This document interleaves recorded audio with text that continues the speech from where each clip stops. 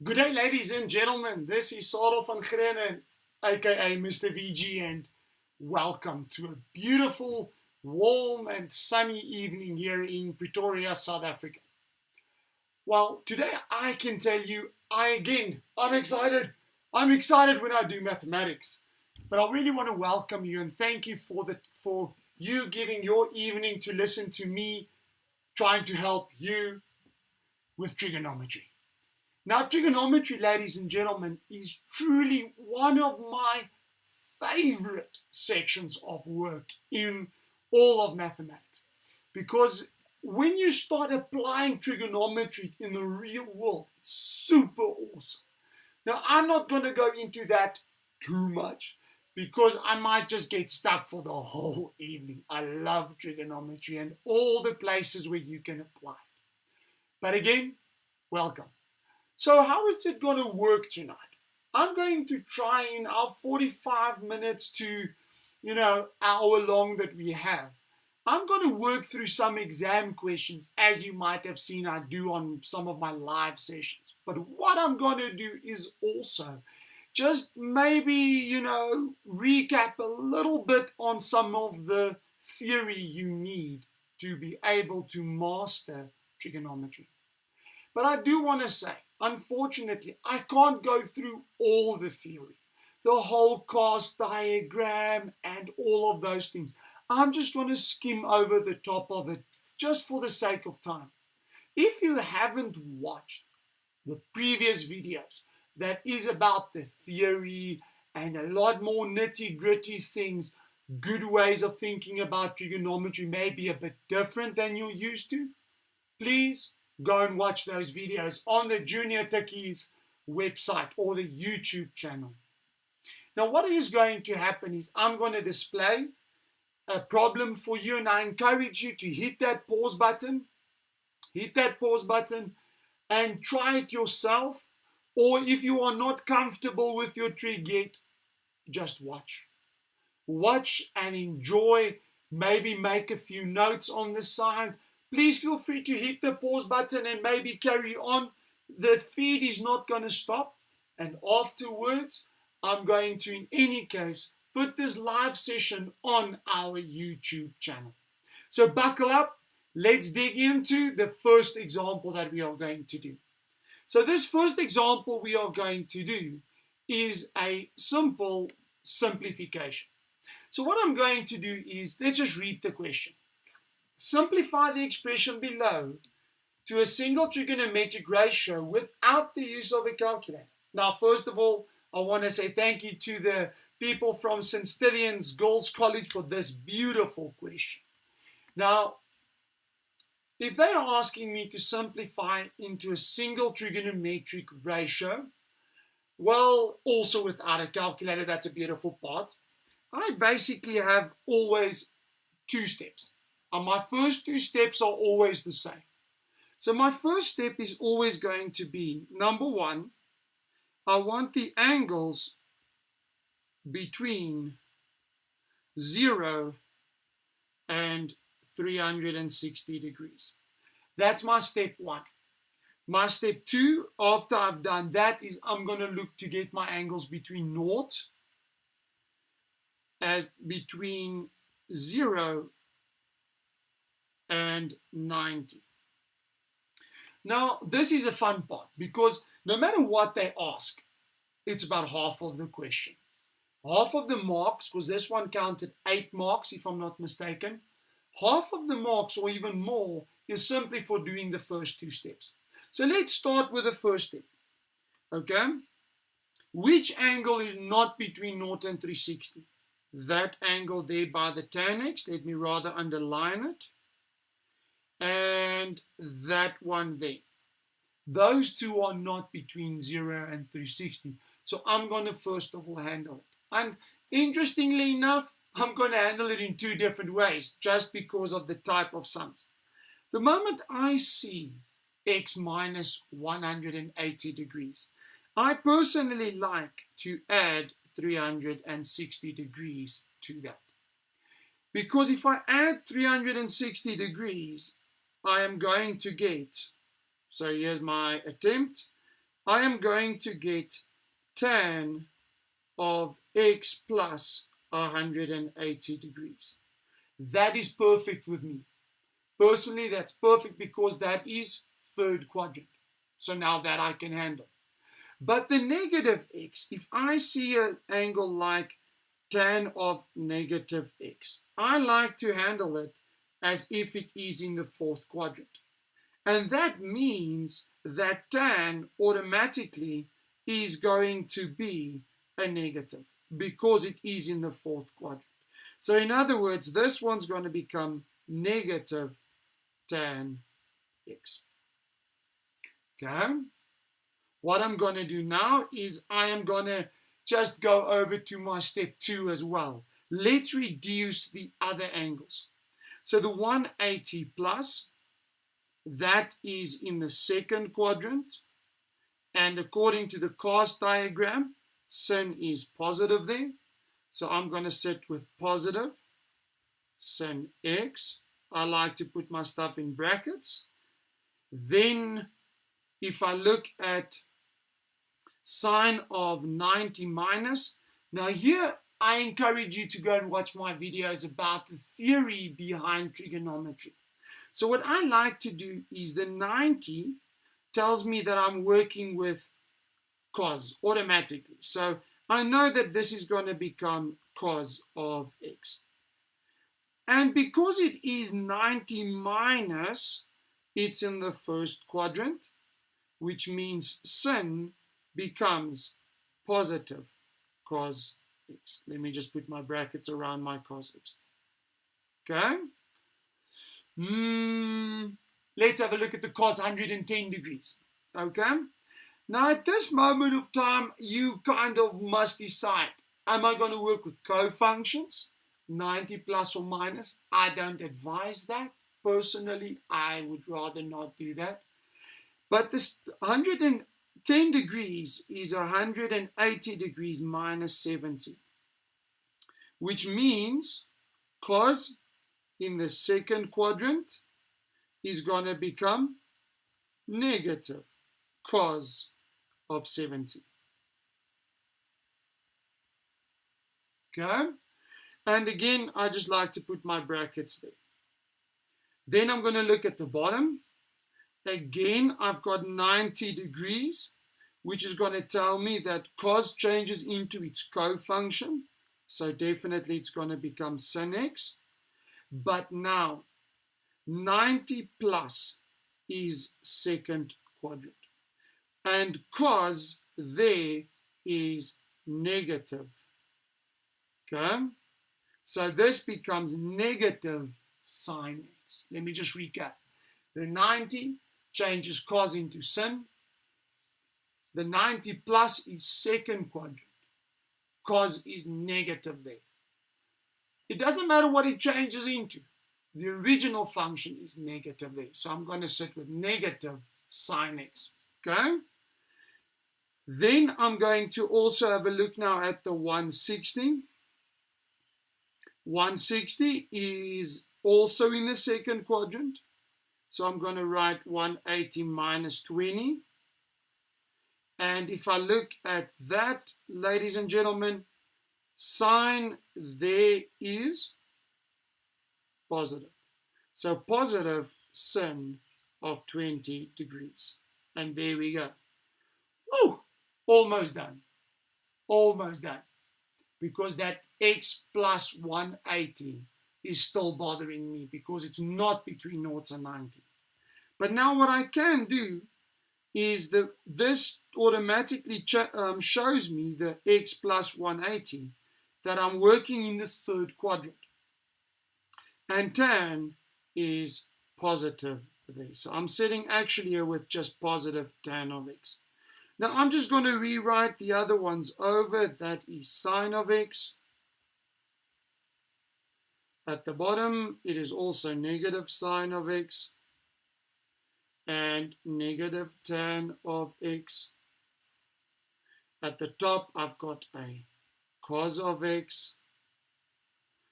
But now, ladies and gentlemen, I'm sitting with a nice little question here. Cos of 70 and sine of 20. please understand that we asked you to do it without use of a calculator. Now, the moment I hear without use of a calculator, I'm thinking special angles, first of all. If special angles don't work, I think about maybe try and get the angles the same. Oh, wait, that I can do. Because I can change cos of 70, I can change into a 20 degrees because of cofunction. So that becomes sin of 20, but it still stays negative. I don't do anything with that purple negative. It stays purple. Let me make it purple. There we go. So the negative comes from the top, that cos 110, it's negative. It's not because of it changing into some kind of special cofunction. No. Just cos 70 changed into sine 20. Now, the beautiful thing is that most of the time,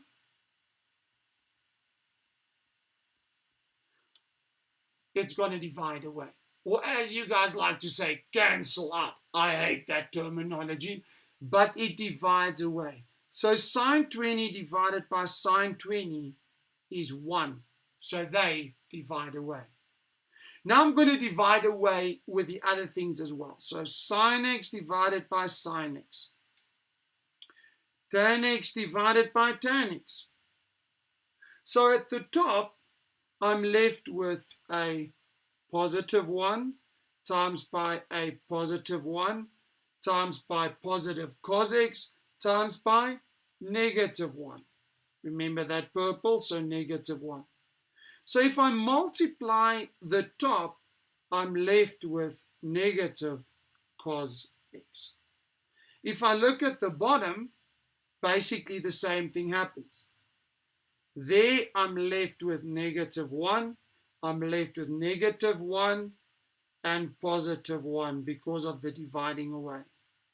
So at the bottom, I'm left with negative 1 times by negative 1, which gives me positive 1. So in other words, I'm left with negative cos x over 1, which is just negative cos of x.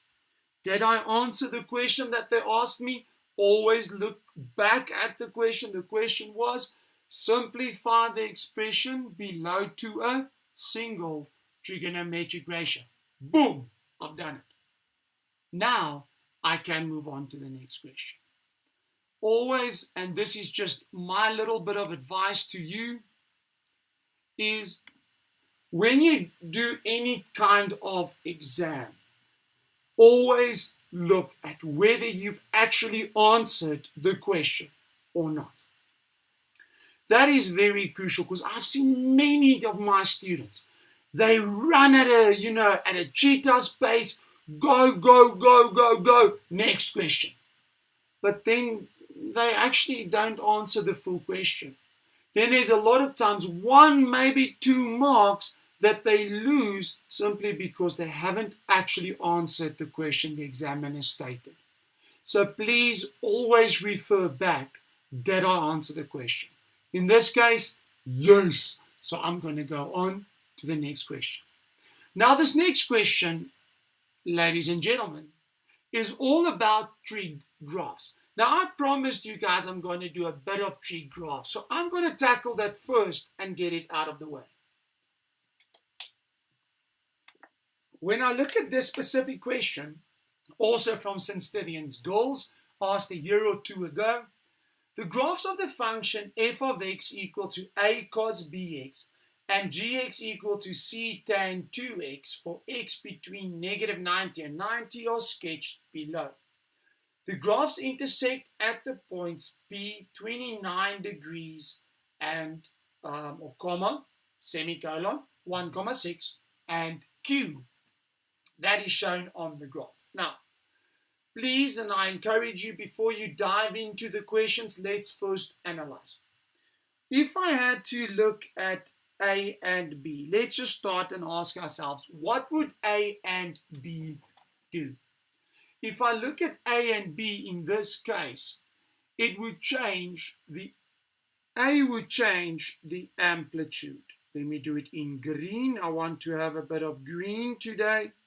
A would change the amplitude of the graph. And if I look at B, B would change the period of the cos x graph. And lastly, C on this side here would mean how steep the tan x graphs goes up. Okay? Now, tan x is always a bit of a funny bunny. Okay? Excuse my colloquial term, but it's a funny bunny because there's no amplitude to change. There's no, highest point that changes. But what it does, it makes the graph steeper. So what I'm going to have a look at is, I'm going to look later on how do I determine the actual value of C. That's actually point B. Now let's look at what does that 2 change of the graph. That 2 changes the period. So in other words, the new period of the graph is the original period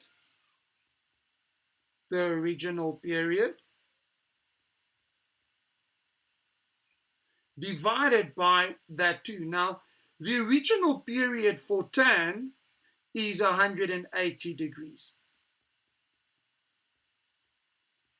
And if I divide that by 2, it means 90 degrees. So in other words, every 90 degrees, the tan x graph repeats itself. It's this whole circular repetition that happens. Now, if I look at the graph, it actually makes sense because my one graph goes from negative 45 up to 45, 90 degrees. In other words, the graph takes 90 degrees, to actually complete itself. Now, what I always like to tell my students, you know what? Let's go one step further. Because I'm going to look at the steps now. Sorry, that's a real bad dad joke, that one. The steps is how many degrees, every how many degrees does something special happen. So now I take the 90 and I always divide by 4 because there are 4 quadrants. Every 22.5 degrees, something special is going to happen. Now, if you had to draw a graph, that's a little bit of a trick, is that can be your steps you put in, except for when we shift left and right. Then these steps don't always work out. Okay? So let's quickly have a look now at the actual questions that they ask me. First of all, write down the range of f. So in other words, if I look at the range of f, that means from the lowest y value to the highest y value.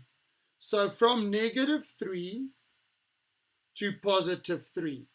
That is my lowest y value and my highest y value. So in other words, my range of f is y is an element of negative 3 up to positive 3. The graph does reach negative 3 somewhere, and it does reach 3 somewhere. And that means from the middle of the graph to the highest point is 3 units. That gives me what of the cos x graph? Come on, ladies and gents. Amplitude.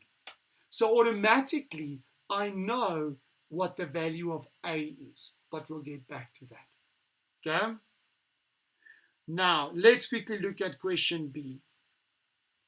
If m negative 2,5, semicolon negative 1, lies on G, determine the value of C. Now, you can try in all your fancy tricks and fancy interpretations, etc., etc., etc.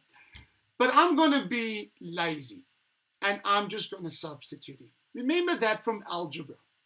Functions and graphs. If you want to determine any variable's value, just substitute in. So in other words, y is negative 1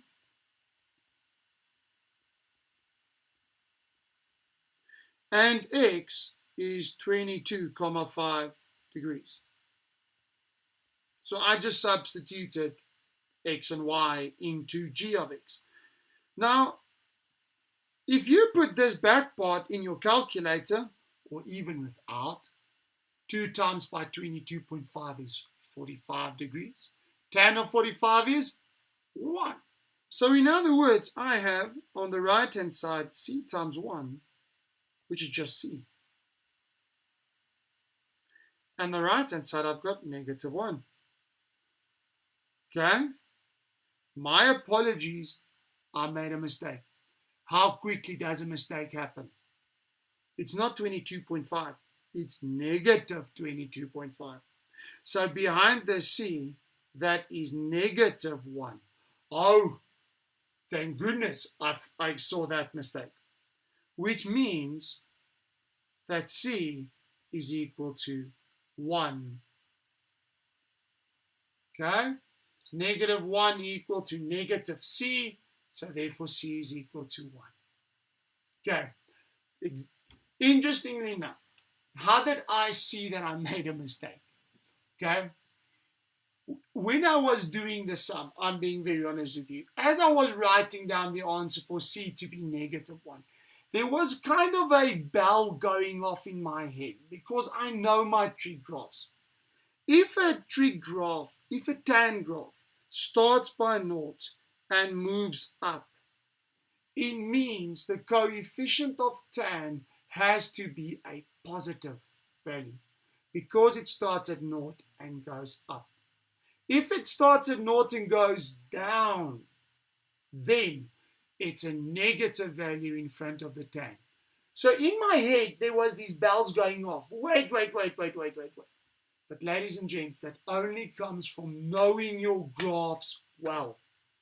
Always remember, check your answers and study your graphs. Study your theory, ladies and gentlemen. Okay? Let's quickly go on to the next part of the question. If I look at the next part, remember what we have. I just want to quickly say the amplitude as being 3. And then I automatically have the value for A. Now I need to have a look at the value for B. Okay? Now to get the value for B, I need to actually determine the period of my cos x graph. Now, the way I'm going to do it for you in 2 ways. And you'll understand why as I explain it. The first one is see if I don't have a full curve that is sketched. If there's a full curve, there is. From that point there to that point there is a full up and down before it's going to go up again. So in other words, from negative 90 to positive 90 is 180 degrees. And that is my period. Okay? Ooh, let me write it a bit nicer. Sorry for the for writing it so ugly there. The period. There we go. But what if I don't have a full sketch? Because sometimes, as an examiner, we are sometimes just a bit nasty. Let's just say plain, outright nasty. Okay? Then what we sometimes do is we give you a part of the curve. We don't give you a full curve. And then we kind of go figure out the period. So what I like to do is I like to divide my curve into the 4 parts. So, for instance, where's the graph going down before it kind of, and then it's, it kind of goes from concave down to concave up. Now, if you don't know what that means, it kind of just means when does it stop decelerating and start accelerating? Okay? I'm struggling to explain myself at this moment. But basically, if I look at this graph, it goes down there. And then at that point there, it kind of shifts gear and starts going there. So I like to kind of look at my graph and say from which point does it stop going down, decelerating. Okay. Let me rather stop the bus at the moment before I confuse you any further with my decelerating and accelerating. Look for the middle of the curve. That is maybe an easier way of doing this. Look for the middle of the curve. From the highest point to the middle of the curve is 45 degrees. That is 1/4 of a curve. From the top to the middle. That's always 1/4 with sin and cos. Now that is 45 degrees. In other words, 1/4 of the cos graph, the cos bx graph, is, so 1/4 is 45 degrees. So if I times both sides by 4, because I actually want one full curve, then one graph would be 180 degrees. And there, ladies and gents, I've got my period. That is if you are given a part of the curve. So always look for the middle. Okay? How long does it take from the top of the graph to that middle if it is a sine or a cos x graph? Okay? So if the new period is 180 degrees, then what I like to always do when I'm calculating B is I take the original period and I divide it by the new period. Because that shows for me how many graphs fit in to the original period. Now that is 360 over 180 because that's my new one there. And that means the B value is 2. An easy way of thinking about this is, if the period is 180 degrees, how many graphs would fit into an original 360 degree period? 2, so therefore B is 2. I hope it makes sense to you. So if this doesn't make sense in terms of how many graphs fit in, just go and learn the formula. The B value is the original period divided by the new period. So let's quickly have a look at question D. Without calculations, please determine the coordinates of Q. Ooh, that is a beautiful question. I love these kind of questions. Okay? Now, what I like to think of is, I'm just going to erase a bit of my green on the sketch, and I'm going to explain to you how I think about this. Remember, okay, this is 30 degrees from that starting point, that my graph, that is not 30 on the dot, 29 degrees, comma, 1, comma 6. The beautiful thing is, okay, that if I take a tan x graph and I take a cos x graph, it's repetitive. So in other words, it doesn't do erratic things all of a sudden. The nice little trick that I have learned is that 29 degrees is going to be the same from the middle of that. So from that 90, it's going to be 29 degrees that way. And then instead of going up, my graph goes down that same 1,6. So in other words, this Q value is going to be 61 degrees and negative 1,6 because the graph is repeating itself. Both graphs are nice, repetitive. They repeat every certain number of degrees. So the movement from the center of the graph to that top intersection at P, 29 sideways, 1,6 up, is going to be the same as from the middle, from 90 degrees now to the left and down. And that's it, 61 degrees and negative 1,6. And that's why they tell you, do not try and calculate. Again, look at mark allocation, 2 marks. So if you try and put those graphs equal to each other and solve, you're going to have a tough time with that. Okay? I know it's weird. That's why I'm doing it with you. So always look for those kind of repetitions where it goes. Okay. Whew, this is a fun sum. And that's why I'm doing it with you. Okay. So now I'm going to have a look at the next little bit of a question. The next question, ladies and gents, is looking at, that is the wrong question that I skipped on one too fast. Sorry, I don't want to give myself away yet. The next question says, if the system of axes is shifted 45 degrees to the left. Now that is a bit of a weird one. In other words, the y-axis is shifted left. So now there's my new y-axis.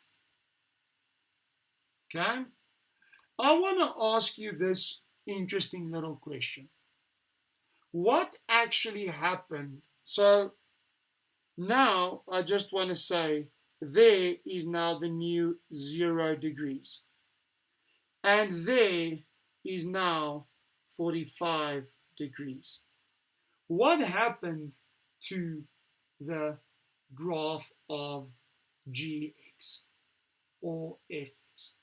Okay, let's look at f. Okay, I want to look at f. Let me quickly retrace my steps. I'm going to quickly retrace my steps. Let's look at the original graph's coordinates to help you. When I look at fx, this is at 0, 3.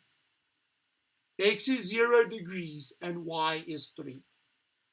Now, if I shift my graph like I showed with the purple, the new set of coordinates, remember, now here is 0 degrees. There is 45 degrees. So this coordinate is now 45 degrees, 3. What actually happened to this set of coordinates to go from 0, 3 to 45, 3? The graph actually shifted right because it went from 0 degrees to 45 degrees. So here's an interesting little thing. If they shift the axes left or right, so they shift the axes 45 degrees to the left, it actually means my graphs shift in the opposite direction. So my graph shifts right 45 degrees. It's kind of, I shift the axis and my graph shifts in the opposite direction. Okay? And that's hopefully obvious if you look at the 0, 3 becoming now 45, 3. So it went 45 degrees to the right. So now the moment I shift left and right, remember, fx is the graph. Let me quickly do fx. fx was the graph 3 cos 2x. The moment I shift left and right, I shift by the x. And it's always opposite of logic. So in other words, by the x value, okay, I'm going to write all the other things the same, but by the x value, if I shift right, it becomes negative 45 degrees.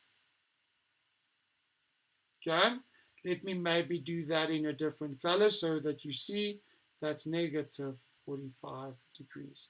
Think about algebra. If I shift the parabola to the right, it becomes x minus. If I shift the parabola to the left, it becomes x plus. Shifting left and right is always opposite of logic. Remember that. Okay? Sure. This is a lot of fun. This is a really, really tricky question, and that's why I love it.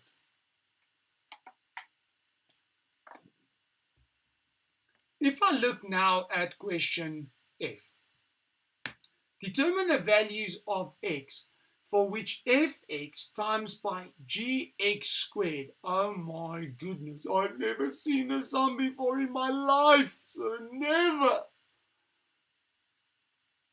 It actually made life very simple for you. You just don't really maybe realize it. Because when we do something like a function, something, times by something else being positive, I'm going to have two options. A positive times by positive, or a negative times by negative. Let me do it in the same colors. So I'm going to do that fx in purple, and I'm going to do the gx squared in red. So negative times by negative. Now here comes the interesting little thing. If I look at a square, what on earth is that square doing there? The square, remember, takes any negative and just makes it positive. So in other words, I don't care much about the actual value of gx, but it takes a negative answer and squares it, makes it positive. If it's positive, it's kept positive. So in other words, that negative times by the negative can't happen, because I'm not going to have g of x squared being negative. So in other words, I'm actually only looking at fx, because gx squared is always going to be positive. So I'm not really going to worry about g of x. It's always positive. So now I'm going to go to my fx graph, and I'm going to just erase my shifts here. Going to erase my shifts just so that I can look at the graph again. F of x, here it's negative, negative, negative, up to that point there. Then it's positive, positive, positive, positive, positive, all the way to that part there. Then it becomes negative, negative, negative. So where is my fx positive? Not there, there, there, not there. So the only parts is between negative 45 and positive 45, and that is my answer. Between negative 45 and positive 45. Now, do they say equal to naught? No. So I'm going to do round brackets. If it was equal to naught, square brackets. Oh my good golly gosh. This was a beautiful question. Thank you, Synthithians girls. You guys gave me so many questions. Thank you so much for that. Ladies and gents, I know that you might not be used to this difficulty level when working with trig graphs, but please understand, who says that you're not going to get it? You never know. My philosophy is prepare for the worst. If it is that bad, you're prepared. If it is much easier, well, you're prepared in any case. So always prepare for the worst and you will be prepared. Now, if you are struggling with one or two things, please get in contact with either your teacher, come in contact with me, or with the Junior Tukkie team, and we will gladly assist you. Now, what we would like to do is, if you are struggling with the theory, in the link below, in the description, there is a link towards the Junior Tukkie Mathematics theory booklet that I wrote. Please download it and make sure you get the theory down before you prepare for these exams. Ladies and gents, I'm going to look now. The next little question actually came from one of my previous videos. I said that in the video I clearly stated I'm going to tackle this in the live stream.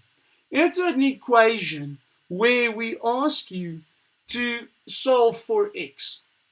In other words, a general solution. So let's quickly go over to that question. And here it is on the board for you. Solve for x, where cos x times sine x is equal to cos squared x. Because it is a quadratic equation, I am going to get equal to 0. I wish I was in there with you to ask you this following question. Would you have done the following?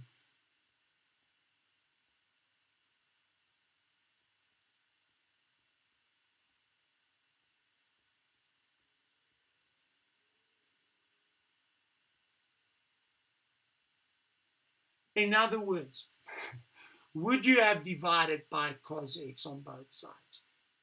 If you are honest with me, I think most of you would have done that. Hopefully not most of you, but I've marked quite a few matric papers and I've seen many students do that. Please understand, if you divide both sides by cos x, I can maybe give you 2 or 3 marks out of 7 or 8 for this question. If you are lucky, I give you so much. I can actually, as a teacher, give you nothing. You're not allowed to divide by cos x. I would like you to think about why. So in other words, what I did was wrong, completely and utterly wrong. So what do I do? What should I have done?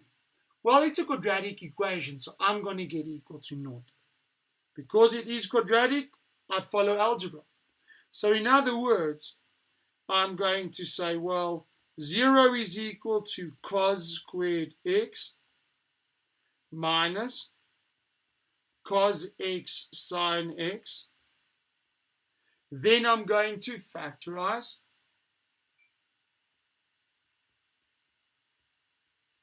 Take out a cos x common, leaving me with cos x minus sine x. And therefore, I've got two options.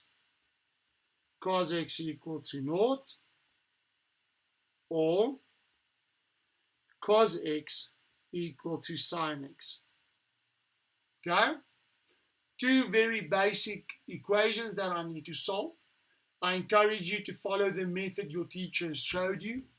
If you do the whole thing of, if it is a cos x, okay, if you do like there's a specific rule, okay,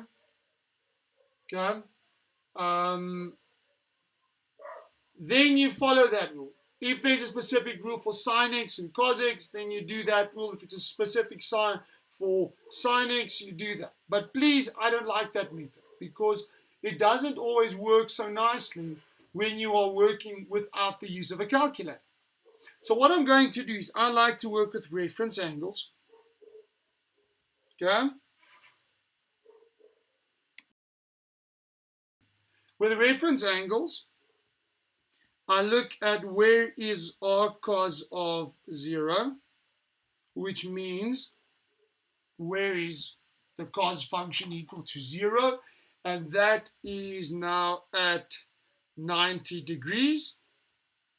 And with cos x being 0, I kind of can go, well, positive or negative, your choice. I just like to work with cos is positive, and that is going to be in quadrant 1 and quadrant 4.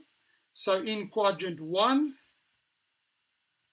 I've got x equal to 90 degrees plus k times 360. And then I've got in quadrant 4, I have x equal to, 360 minus 90 degrees plus k times 360. So that is 270 degrees plus k times 360. Okay. What did I forget? K must be an element of z.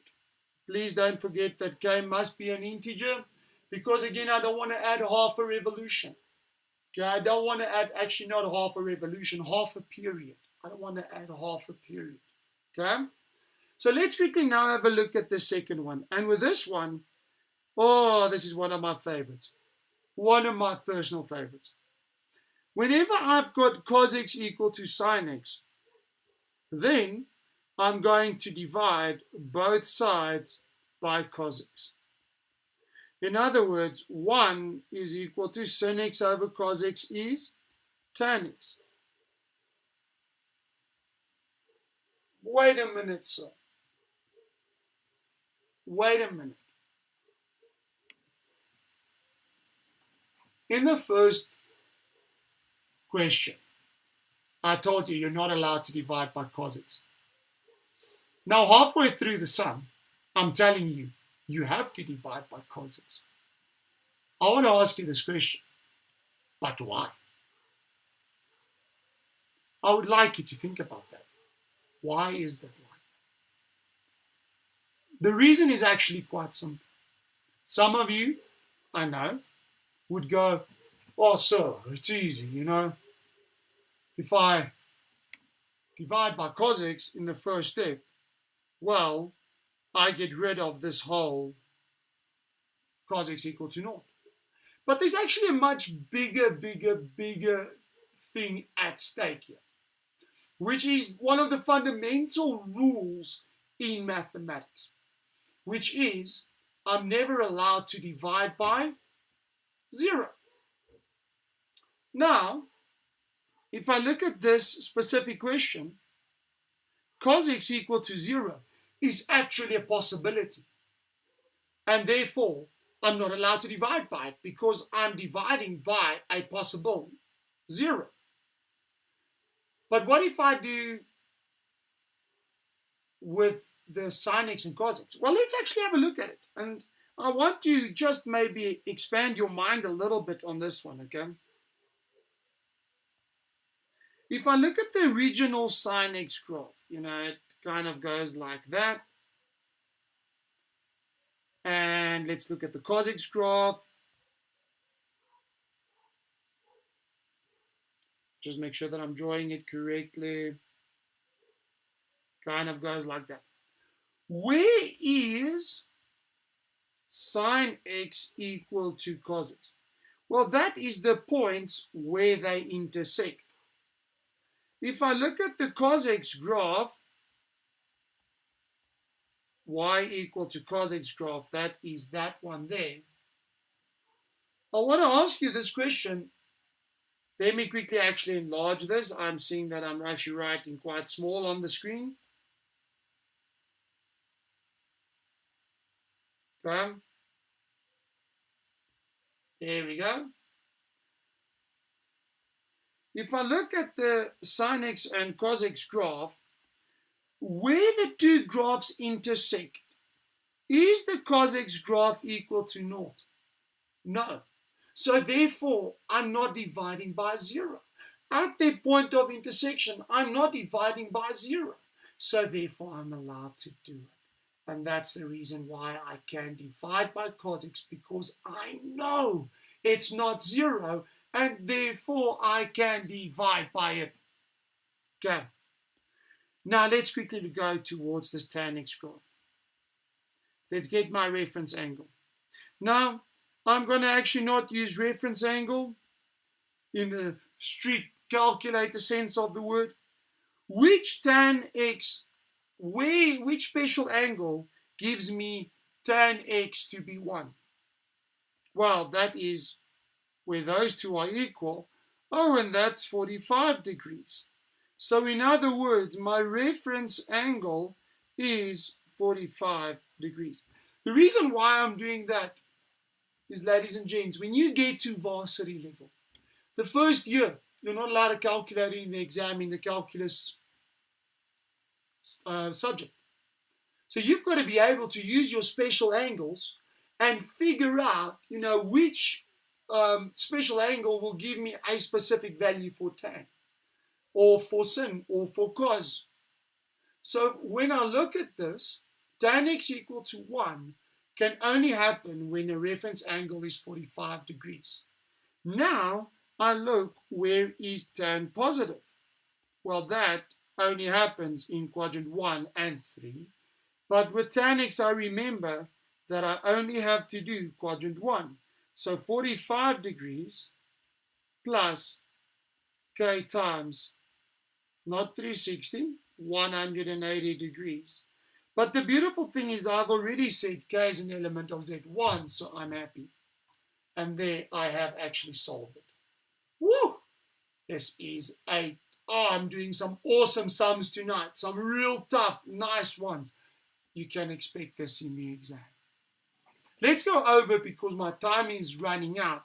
And I want to quickly do this next sum. Okay? Now, actually, ladies and gents, what I would like to do is, let me do the sum for you. Let me do it with you. And let's go on and let's see what I'm going to get at. If I look at this sum that I found in, I think it was King David's in Linksfield, this question came up. It says, given that 2 cos squared x is equal to 3 sin x, show first of all that the equation can be written as that. Okay, so I am going to have to try and get that into that. Now, what I like to do always, and my students in my class know this, is I like to always compare notes. Where am I? Where am I going? How can I get there? If I look at this, the 3 sin x is already there. So I'm going to leave it there. But now I need to change cos squared x into something with sin squared in it. Now the only thing that I know with a cos squared, for instance, is that cos squared x I can change into 1 minus sin squared x. I personally don't like this. I'm being very honest with you, because it makes my sum more complicated. But I don't have another choice, because I do have to change cos squared into sin squared. So I'm going to substitute that in. So I'm going to say, well, this is 2 times by 1 minus sin squared x. And I'm going to bring that negative 3 sin x over and make it equal to 0. Okay? So this becomes 2 minus 2 sin squared x minus 3 sin x equal to 0. And I'm going to times straight through by a negative, because why? I want a positive in front of the sin squared. So I'm going to times by a negative 1 on both sides. So this means that's going to become positive 2 sin squared x plus 3 sin x. Now, positive 2 times by negative 1 is negative 2 equal to 0. Woo! I've done this. I've done this. I love this. And I've gotten to where I want to go. Ladies and gents, I want you to buckle up. because I think I'm going to blow your mind and I'm going to do something you might never, ever, ever have thought about. Now, the reason I want to do this is I want to show you how, as an examiner, I can make life very, very interesting, i.e. very difficult for you. I want to share with you just a little secret, something you have to know. In paper 1, we are allowed to ask you paper 2 type questions, or paper 2 questions. In paper 2, I'm allowed to ask you paper 1 questions, but usually we keep it to 1, maybe 2 questions. So, for instance, I've seen in a matric exam where in paper 1, they asked inclination angle, which is just a gradient of a line, but they mixed it up with paper 1. In paper 2, I have seen them bring in some interesting algebraic manipulations to actually get that right. So I'm going to just blow your mind with what I'm going to do now. And I am going to use the quadratic formula to solve this specific question because it is a quadratic equation. So let me quickly show you how to do it. Now, please, you can use factorization, okay? Please use factorization, but I want to share this because maybe, just maybe, you get an examiner who's really nasty and they ask you something to use a quadratic equation for. So let's do this, okay? If I look at this, I'm going to do 2 sine x squared plus 3 sine x, so minus 2 equal to 0. In other words, that is kind of in the place of x, and that is in the place of x. In the formula, ax squared plus bx plus c equal to 0. So in other words, a is 2, b is 3, and c is negative 2. And x is sine x. So in other words, if I go to the formula says x equal to negative b plus minus the root of b squared minus 4ac over 2a. So what I'm going to do is in the place of x, I'm going to put sine x. In the place of b, I'm going to put 3. In the place of b, I'm going to put 3. A is 2. C is negative 2. And A is 2. This goes to then, if I use my calculator, it leaves me with sin x equal to, well, that's 9 squared plus 16, so 25. So I've got negative 3 plus minus root 25 over 4. Please use your calculator. So I've got sin x. Let me just do this properly. Sin x equal to negative 3 plus 5 over 4, or sin x equal to negative 3 minus 5 over 4. So this gives me a half. And this gives me negative 2. Automatically, ladies and gents, that cannot happen because the sin x graph only goes up to 1. The y value cannot be negative 2. Goes down only to negative 1. So, and if you try and get a reference angle, it will in any case give you that no, or math error your calculator would actually show you. So you know there's no solution for that. So if I solve this one, stick with me. I've got x equal to, my reference angle is 30 degrees, plus k times 360, because it's in the first quadrant. Sine x is positive. In the second quadrant, 180 minus that reference angle. So that's 150 degrees plus k times 360 degrees. Okay. Oh my good golly gosh. This is amazing. I love maths. I love maths, guys. Why can't I mix everything up? I mean, it's so much fun. Now, what I'm going to do as a last little bit for today, I know I'm going a little bit over the 1 hour. Please forgive me for that. But what I'm going to do is just look at the follow-up question on this.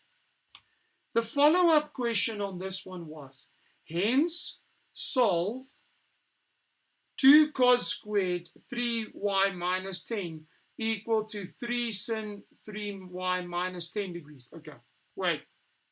I see the word hence, which means I've got to look back to my previous sum. Now, my previous sum, I had 2 cos squared x equal to 3 sin x. So this means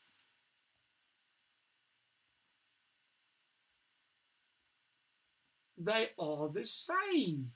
X is just actually 3y minus 10.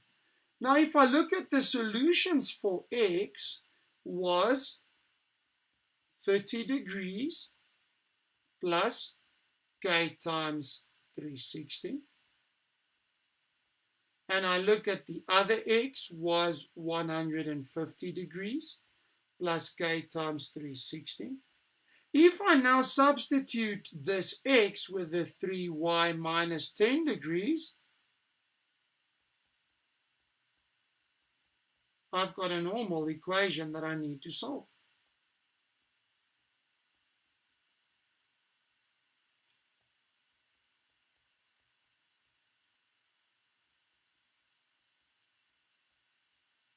Okay? And now I've got two separate general solutions, so I'm going to take the negative 10 over. So 3y is equal to 40 plus k times 360. And I've got 3y equal to 160 plus k times 360. And then I divide by 3 throughout. So y is equal to 40 degrees over 3 plus k times 120. Divide by 3, divide by 3, divide by 3. Y is equal to 160 degrees over 3 plus k times 120. And because they ask me for specific solutions, in other words, y between certain numbers, I'm going to have to choose values for k. Now, if you are well versed with your calculator, you put those into the table function. If not, like I'm a bit handicapped here, I don't have a calculator on the screen. So I'm going to choose by making k equal to 0. Then I'm left with y equal to 13,33, which is fine. If I make k 0 there, I get 160 over 3, which is 53,33 degrees. That works out because it falls in my range, or in that domain between negative 180 and positive 180. Now I need to make, for instance, k equal to 1. And that gives me 1 times by 120. So that's going to give me 133,33 degrees. It still works out perfect. If I make K1, there 1 times by 120, I get 127,3. No, I am lying. 173,33 degrees. Also works out 100%, it falls inside that. Now, please understand we're just adding 120s. If I add more 120s, it's too big because then my y's are going to get to 250 and 290. So I'm not going to go further. What if I now start subtracting 120? In other words, what if I go to k equal to -1? Substituting in -1 there, I'm going to get y equal to -106,67 degrees. If I substitute -1 in there, then I get negative, let me just do my maths quickly here. I think it's -67 or 66,67. Now if I subtract another 120 there, okay, it's too small. So in other words, there are all my possible solutions that I can have. Whoa, this was a tough session. I did some beautiful mathematics, some beautiful trigonometry. Ladies and gentlemen, it was fantastic that you joined me. Thank you for offering up your evening. I hope it's helping you. Please remember to share this video. Anybody can look at this. I'm also going to share in the description some wonderful theory, not just the theory booklet, but also I'm going to share some practice sums you can go and do. Please share this with your mates. Remember to subscribe below. Hit that bell to get the notifications when we upload. Our next live session will be about in 2 weeks' time, where I'm most probably going to look at a bit of probability to do as well as some analytical geometry. I'm going to try and cover those both. I'm going to see maybe I just do probability in one series. But ladies and gents, have a beautiful, wonderful evening. Go and enjoy it. Go and practice and make the most of this exams coming up. I know it's been a tough year, but you've done well to get so far. Keep on and have a blessed evening. Cheers.